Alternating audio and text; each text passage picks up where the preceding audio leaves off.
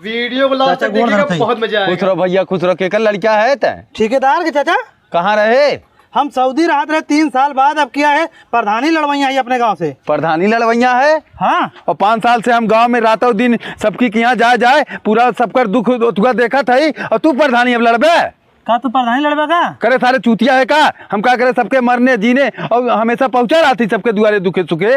वही वजह हम आए हैं प्रधानी लड़े खातिर। तो सारे काम कर बीडीसी लड़ ली। बीडीसी लड़ ले हाँ तो गाँव में चला देखी क्यों लड़ी तुम बीडीसी हो? चल देख। प्रधानी कैंसिल हो गई।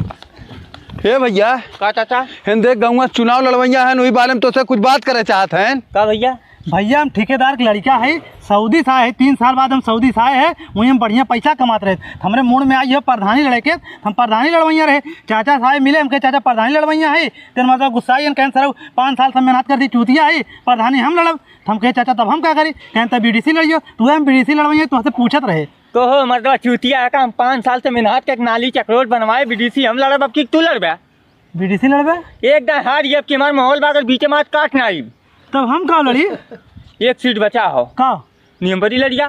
मेम्बरी? हाँ तब चला गाँव में पूछ ले वो तो क्यों लड़ा था? चला चला हुआ लड़िया तू मेंबर ये बीडीसी कैंसिल। देखा भैया अपने गाँव मेंबर ये है नहीं बतिया है।